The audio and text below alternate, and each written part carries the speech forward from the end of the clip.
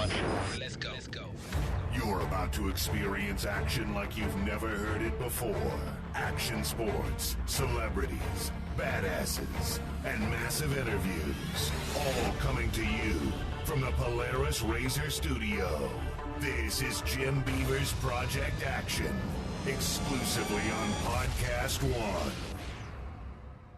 Welcome to this week's Project Action on Podcast One. And, man, we've got a very, very fun throwback for you today, going all the way back probably 3 or 4 years ago to a good friend of mine. I can't say really good friend of mine, but he was an amazing freaking guest, and I can't believe we haven't run this best of yet before, because you guys are missing out on probably one of the best interviews or best guests I've ever had right here on Project Action. That is the man, the myth, the legend, Sebastian Bach. Yes, you know him from Skid Row, but, more importantly, he's had an amazing solo career.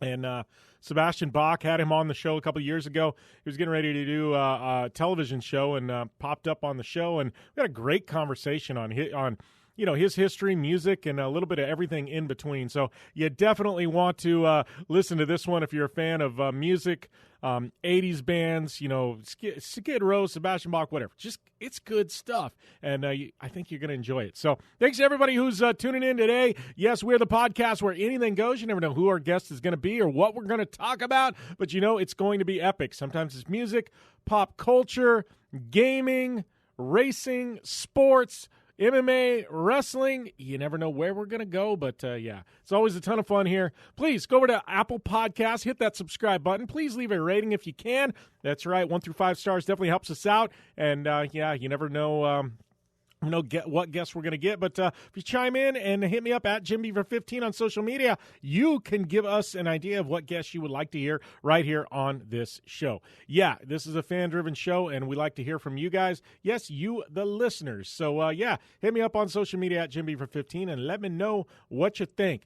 And, with that said, I think we're going to get to this best of with Sebastian Bach momentarily. But before we do that, I got to tell you about a couple of our amazing partners right here in the show. Did somebody say playoffs? Well, NBA and NHL, they are in full swing. And our partners at BetOnline have you covered. Get in on all the action, including new NBA playoff brackets contest that gives you more chances to win. Major League Baseball continues to push through the end of the summer. There's no shortage of ways to get in on the action, as BetOnline has hundreds of odd futures and props for you to bet on. Take advantage of every sport, and remember, our casino never closes. It's always there, right for you to check out and enjoy. Head over to the website, sign up, get your free welcome bonus on your first deposit. BetOnline, they are your online sportsbook experts, and don't forget, use that promo code PODCAST1 to get that sign-up bonus today. And we've also got another amazing partner in the show, our good friends over there at Geico. And did you know that right now, Geico, they're offering 15% credit on car, motorcycle, and RV policies. That's 15% on top of the money Geico already saves you. So what are you waiting for? Your dog to make you breakfast in bed? Well, Belgian waffles and fresh fruit sound nice, but that's probably not going to happen. At least there's never been a better time to switch to Geico and save an extra 15% when you switch by October 7th. Visit geico.com today and learn more. And with that, we are going to roll into this interview with a legend, Sebastian Bach. All right, I'd like to welcome Sebastian Bach to the line. How is everything going, my friend? Seems like you are pretty damn busy. I'm on this show Wednesday night on Comedy Central called The Comedy Jam. Where we get to sing with personalities. I get to sing with Hal Sparks, the comedian, and it's a great rock and roll show with a live band and live singing. So it's a pretty cool show. And that's Wednesday night at 10 p.m. on Comedy Central. Yeah, well, and I think too with Hal Sparks, he's got his own band, so it's not like he's not like he's new to singing, right? I think he's been rocking for a while, right? Yeah, and also on the show is Rob Halford from Judas Priest and Melik Ackerman, that actress, and so there's a bunch of different people on it, and Hal's a great guy. He's very funny. And he sings pretty good too. I think he sings better than Tom Cruise in Rock of Ages. I don't know if that's a compliment or not, man. Well, yeah, so he's a good guy. Yeah, how was it rocking to some AC/DC? I know you've sung a little bit of AC/DC in the past, man. Shook Me All Night. It's a pretty legendary song, man. That had been kind of fun. Yeah, I love doing that tune. Not many singers in 2017 really sing up in that range anymore. In fact, I can't think of any really. so that's like a cool thing to see or hear. Yeah. And the funny thing is, me and Hal Sparks actually sang together a long time ago on a show called Celebrity Duets.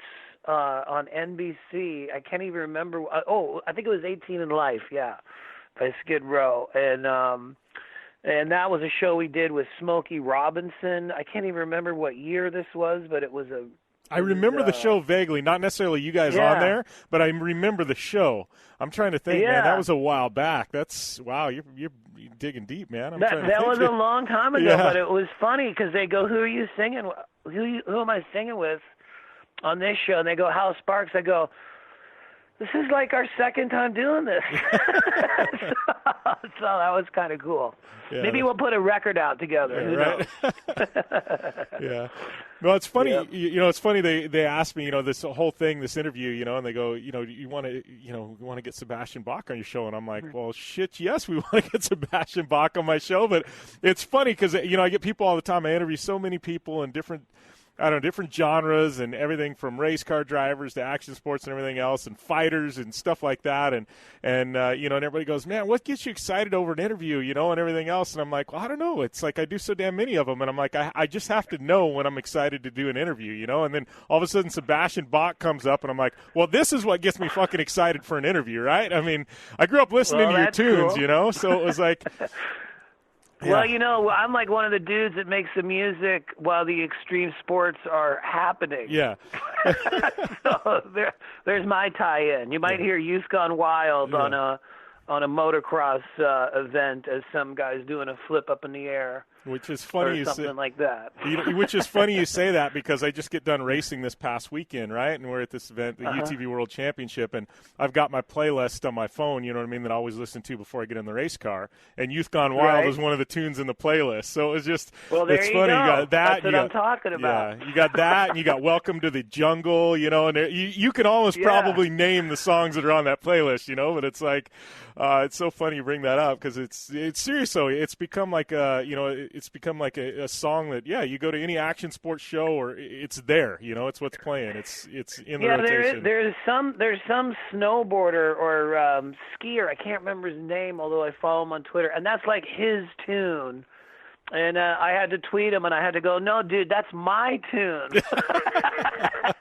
And he's like, "Well, cool," but he plays it like every time he skis, and music and sports go pretty good hand in hand. Yeah, I remember. I just did a book actually too, 18 Life on Skid Row, which is out on HarperCollins, which doesn't have a lot of sports in it. But it has other things that rock and rollers did in like football changing rooms in arenas across the nation that you might find interesting. Yeah. Well, and how was that writing a book, man? Because like I've talked to guys who've written books before, and I mean, I know with you, this was like a 4-year. I mean, it's a massive project, and this wasn't something where you were just telling your story to somebody else and they wrote it. I mean, you actually wrote this damn thing.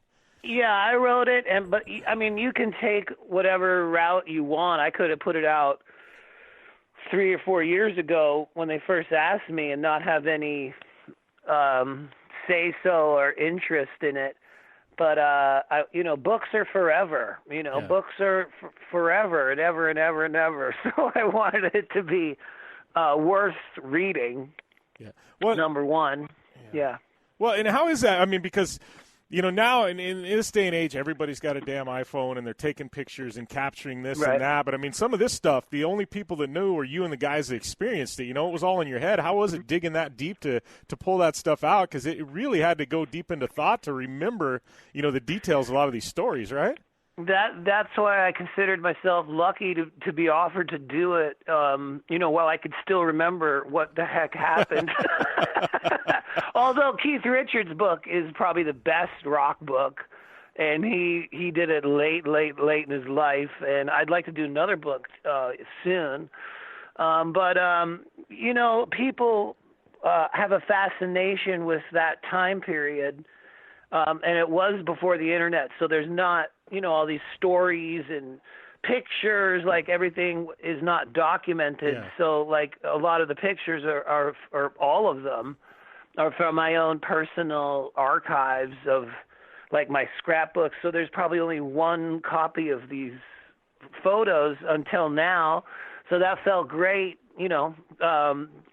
getting those pictures out to the fans, because what's the point of having a picture if nobody sees it? So it's like, here's everything, or here's a lot of it. So that felt really good. Yeah, well, and it's probably pretty. I start thinking about it. I'm like a guy like you. I mean, we all hear stories about what happens backstage, and and things like that. But 80s and 90s and stuff like that, before the advent of the quick cell phone pick and stuff like that. I mean, it was all stories. Right now, it's like you were kind of in a way able to kind of control what got out. Nowadays it's a free for all. Nobody had cameras and video cameras in their pockets. That was like a rare thing. I'm sure it's the same with sporting events. That when you have a sporting thing that you're selling tickets to, it kind of probably bums everybody out that it's like on the internet within 1 second. But what can you do? That's the world we live in. But that's why this book is kind of like a rare thing, because it is about the old days. Yeah. So. There you go. You go. But you know what I mean? Yeah, you talk about the old days, and I laugh, because this is shit. This is stuff I grew up in, right? But, I look back, and it's like, you see how the music industry's changed. But I look at, like, I was just pulling up this morning. I'm like, I always try to go to, like, the internet and just punch in stuff and see what pops up, So you punch into YouTube, and there's this amazing, set, like it's broken out song by song that you guys did at Wembley Stadium, you know what I mean? But I'm like, holy shit, you don't see very often anymore where guys have stadiums sold out. And I think it was you guys, and I think Guns N' Roses. But it was just an amazing piece. And you guys were doing Youth Gone Wild, and they had all the other ones broken out. But the crowd was just insane. And I'm like, I feel like you don't get that with music that much anymore. It's very rare. It is rare, but touring is not rare. Yeah. Like a lot of us are on tour still, which is what I'm getting ready to do in June. Yeah. Roll back across the United States, which I mean, Guns N' Roses are still packing stadiums worldwide. And I'm getting ready to go back out there too. So I'm getting ready to watch Kiss this weekend. The music industry used to be more about making records. Yeah. Now it's more about live appearances, but people still love rock and roll. That's for sure. Yeah, well, I know I'm getting ready to go watch Kiss this weekend, and they're actually only cool. 2 hours away, Awesome. and like I'm amped for this, and literally we had to get the tickets months ago because it was a sold out show, So it's that's the one thing you can't replace that feeling on the internet, no, or even if you make a video clip on your phone, it sucks compared to being in the crowd, feeling that energy of everybody around you with the music all together, having a beer from the stand, getting into it, partying before and after the show with your buddies. So that's like a whole night out. So that's what people are focusing on now. And the sports thing, I know this is a sports show.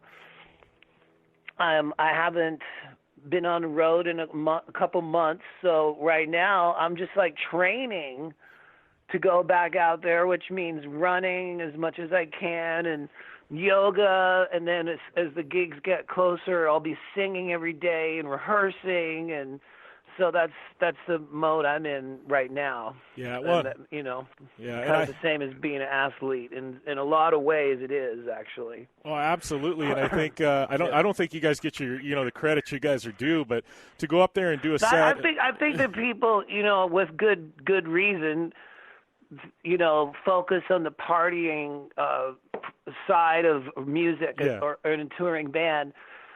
But especially as you get older, you can't go on a stage and run around just like hoping for the best. Like you'll have a heart attack and die. like you will. There's exceptions to the rule. Like Mick Jagger. Yeah. Like how the hell does he? It's like a robot. Never age. He's like a 17-year-old. But he, runs all the time and works out and all that stuff. He doesn't just kind of like go, hope for the best, Yeah. So it is like being an athlete in a lot of ways. Yeah. Definitely. Well, no, it definitely is. I mean, running around, and it's like I know, just from just not only the fitness side of things, but the voice. I mean, I do a lot of live MC work that I get paid to do, and I go out and I'm on stage yelling, hyping up a crowd for 2 or 3 hours, and my voice is shot, and for you guys to do this night in, night out, I mean, unless somebody's actually yelled into mic for 2 hours, they don't really realize how tough it is to keep your voice up there, Absolutely. That's one thing people don't get. And one thing that even people around me don't get is that singing is so much different than talking. And so, if I have a show that night, I'll sing better if I talk as little as possible during the day. But then you want to promote your show, so you're supposed to do interviews. And then you're trying to explain to people, wait a minute, I'm here to sing. I'm not here to talk all day. And then nobody gets it, and you're like a dick. Yeah. You're like, no, I'm trying to concentrate on what I'm getting paid to do, It's like, I get it. Yeah, you're coming there to sing, and my management now knows, don't even ask, like an 8 o'clock in the morning radio show that I have to drive to. If I'm on stage at midnight that night, there's no radio thing at 8 a.m. I'm sorry to tell you. But when I did my book, I did the audio book, which I read myself. And that was like 5 days of just speaking into the mic, like what you do with your podcast or whatever. And my pipes were shot after 5 days of reading that book.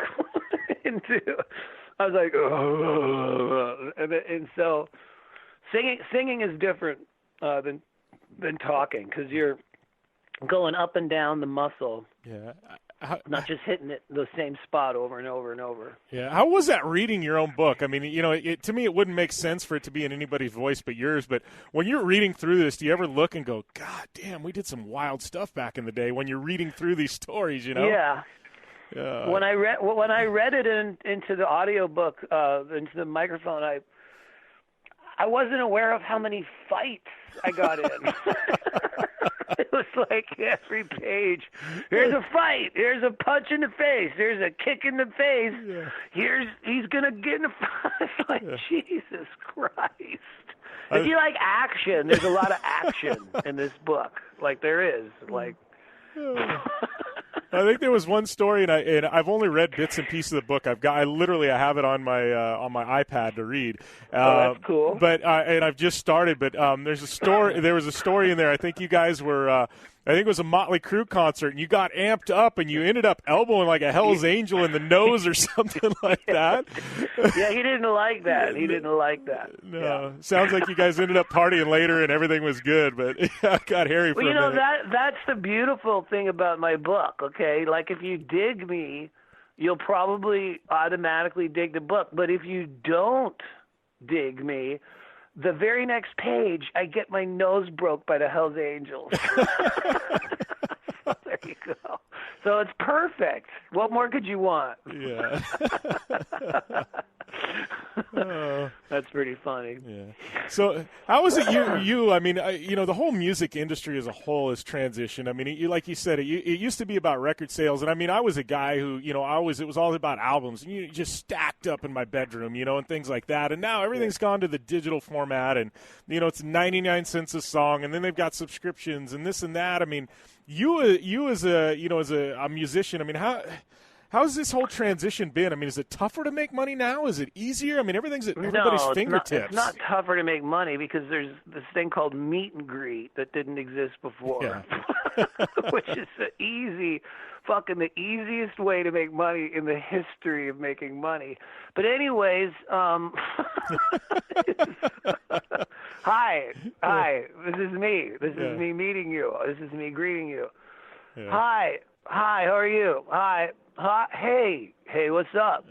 Anyways, well, okay. Well, to answer your question, I think that different cities have different scenes in music now. And the reason I say that is because I live in Los Angeles, and I am lucky enough to live in a community that has so many vinyl record stores that I exclusively myself listen to music on vinyl, unless I'm in the car or in the airplane. Every time I listen to music, it's on a vinyl record. And I know that not every city has vinyl record stores, but I think as I go around the world, because I collect this stuff, I think that there's more and more people listening to vinyl now. But I when I tell that to my manager, he goes, "No, dude." He goes, "It's Spotify and it's all this and that." But where I live, we all dig vinyl. We have vinyl listening parties, and I'll go to. There's so many stores in different towns around here, and that's how I listen to music. So I don't know what everybody else is doing, but if you sat in my living room and I played you some of my records, you would be listening to vinyl as well. No, and it sounds insane. I agree with you, and I think there's truth to that. It's like, one, people like to hold something physical. When there's this music file out in the air, you don't feel like you really have ownership over it. But two, if somebody listens to something on vinyl, and then you go and listen to the the MP3 file you downloaded from Apple, you're missing stuff in that MP3 file. I mean, you listen through your little headphones. It's a different experience. Yeah. It's a different scene. Like sitting around with your friends, having dinner or something, and playing a record on a high-end stereo is such a different experience than on your cell phone. Yeah. Like you just can't even compare it. It's like, it's like people that argue with me about this they haven't listened to what I've got going on. When they come in my house and I play this, everybody's jaw hits the floor. They're like, "Oh my God!" Like literally, everybody runs out and gets a turntable, starts collecting records. When they hear it, they're like, "This is what I remember as a kid when I got into rock and roll. This is what I got into." It's records. Yeah. Well, so I think that's a funny thing about music business, that people are coming back to what they always dug in the first place. Yeah. Well, I think there was so much good music, too, that came out of the 80s, and I feel like it's coming full circle now. People are, in the 80s, in the early 90s, we appreciated it, but I think, it was lost there almost I don't want to say lost for a generation, but there were some years where now this music, especially with like satellite radio and things like that, where there's all these different channels, for certain genres and things like that. I think it's coming back full circle, and some of the stuff that you did, it's like people are going, "Man, how the hell did I miss that?" And it's like I feel like it's coming back full circle, and people are regaining that appreciation for rock and roll in the 80s, because there was a period of time there where, I mean, that stuff is just timeless now as far as I'm concerned. Well, we were one of the last bands, Skid Row, to make records before the internet started. And so, we didn't have Pro Tools and all that kind of thing that bands rely upon now that makes it all sound the same. Yeah. We didn't have any of that. We had to learn how to make these sounds come out of ourselves. Yeah. So it's like so different. But the 80s came right after the 70s. The 70s was the music that I listened to, obviously before the 80s. And I think it's funny now, all these movies that rely upon 70s music, like Guardians of the Galaxy, and like the new trailer for Thor Ragnarok versus the Hulk, where they're playing Immigrant Song by Led Zeppelin, is the heaviest thing I've ever seen. It's just like that music with that imagery is incredible. And Iron Man had the Black Sabbath Iron Man song, obviously. Yeah. I think that, rock and roll goes really good with movies now, and all these directors have rock and roll as their soundtrack, which makes total sense. Yeah. Well, how has it been for you? I mean, I look at your body of work over your career, not just musically, but man, you've been pretty damn blessed. I know, there's the whole story about you and Skid Row and and the parting of ways and things like that. But I mean, you got to think that it's opened itself up where now you've been able to do so damn many things like Broadway and you've been able to sing with so many different people and been involved in so many things. I mean, it's almost like it was a blessing at that point in time that maybe you didn't even see coming.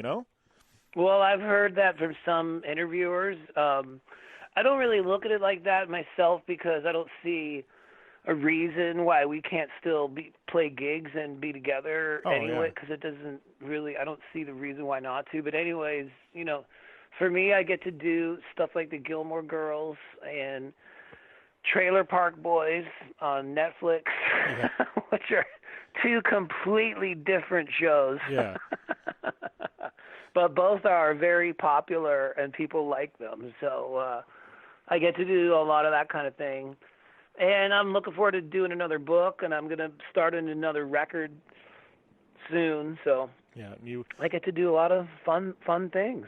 That is for sure. Yeah, and you said you're going back on tour, right? I mean, that's something that you can't take away. I mean, that feeling when you're in front of thousands and sometimes tens of thousands of people. I mean, you can't replicate that, right? I mean, that's just something. I think any extreme sports athlete will tell you that when you're doing it in front of the crowd, that is, the dream that you always thought of doing. And that also adds a whole level of adrenaline to your performance that you can't really replicate in a rehearsal situation. So, going on the road is always special and fun, and I hope I have a nice bus because that's where I sleep. Yeah, I was going to say, you can appreciate the bus now, right? I try to sleep. Yeah. Oh, man. Well, I appreciate the time, Sebastian, man. Lots Thank of you, fun. buddy. Yeah, for sure. Right on. Yeah, I know we've got a mutual friend. So Jason Ellis is a good friend of mine. So I hear you're going to be at his wedding, right? You're playing at his wedding or something? Well, yeah, I told him I would. So if he's telling you that I am, I guess I am. Well, yes, I will. I don't know. He hasn't told me. I read something online about it. You know what I mean? I haven't texted him yet. I didn't even text him I was doing this interview, but I will as soon as we get off air. Well, he's a great guy, and if you're going there, that'll be great. We'll all have a great time together. All right. Sounds good, buddy. Take it easy. We'll talk soon. Okay, buddy. Thanks a lot. Good talking to you. Yeah, you too. And that's all we've got this week with Sebastian Bach, but we will always be back next week with even more action. Next week, we got Red Bull athlete, professional off-road driver, former snowmobile star, and current world champion in UTV, Mr. Andrew Carlson. Yeah, he's going to be on the show next week. You don't want to miss that banger of an interview. Don't forget, once again, go over and hit the subscribe button on Apple Podcasts. Tell your friends about us. Please leave a rating or review. Hit me up at JimBeaver15 on social media. Don't forget to visit betonline.ag, and don't forget to use that promo code podcast1 for your sign-up bonus. BetOnline, they are your online sportsbook experts. And don't forget, Geico, they're now offering a 15% credit on car, motorcycle, and RV policies. Visit geico.com and learn more. And with that, we're going to sign off this week. Thank you for being supporters of Project Action. Love hearing from you on social media. Let's carry the conversation over there. Be safe this weekend, and we see you next time right here on Project Action on Podcast One. Hi, this is Chris Myers. For more than 3 decades, I've covered some of the biggest events in sports and talked with some of the most fascinating personalities. But now I want to invite you to join me for my new podcast, CMI, the Chris Myers Interview on Podcast One. Covered a lot of events, World Series, Red Sox, White Sox breaking through at their time, the Super Bowl as recently as Mahomes and the Chiefs coming back against the 49ers. I was there to grab Brady after he had that tremendous comeback against the Falcons in the Super Bowl, and some tough times, the 89 Earthquake World Series that rocked the Bay Bridge, and first to talk to O.J. Simpson live after both of his trials, and on the air through the 1996 Atlanta Olympic bombings, informing people as best we could at the time. We'll go in-depth on stories past, present, and future to the effect of the world of sports and everybody in and around it, from current athletes, Hall of Famers, and some people you and I know. Hope you tune in to CMI, the Chris Myers Interview, on Apple Podcast, Podcast One, and Spotify.